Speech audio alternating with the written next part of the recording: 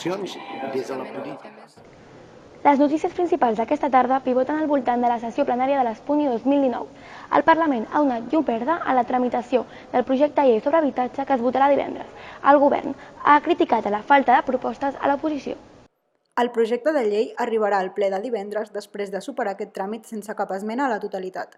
El text té com a objectiu solucionar la situació d'emergència habitacional en què es troba Catalunya, protegir l'accés a l'habitatge dels col·lectius vulnerables i adoptar mesures que regulin l'oferta i la demanda.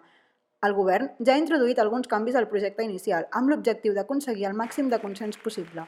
Durant el debat a la totalitat, els grups parlamentaris socialista i republicà han reconegut les modificacions de l'executiu i s'han obert a donar-hi suport.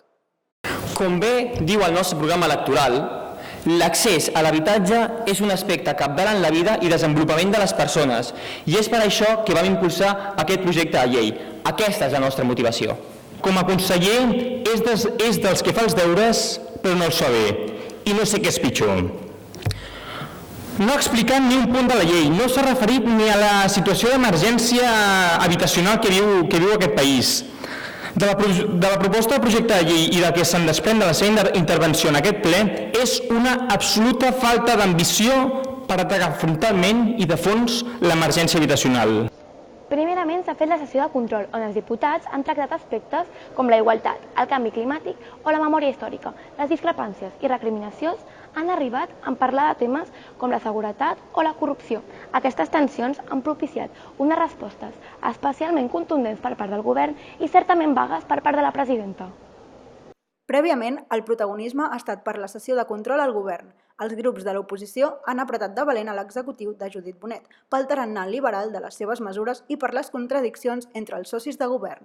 Això ha generat diverses topades com la protagonitzada per Bonet i la diputada del grup popular.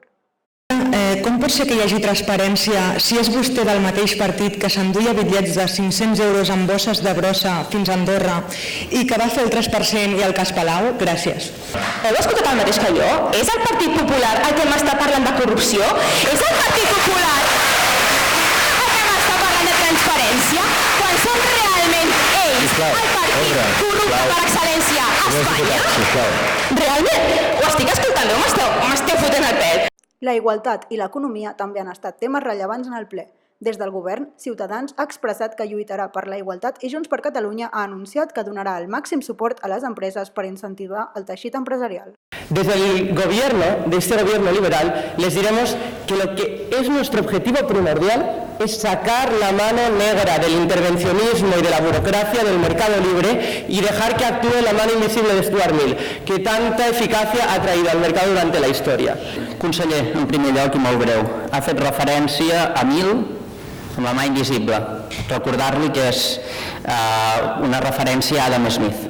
Simplement això. Fins aquí l'actualitat política de l'Espuni d'avui. Per seguir informats, consulteu el nostre canal o les nostres xarxes socials.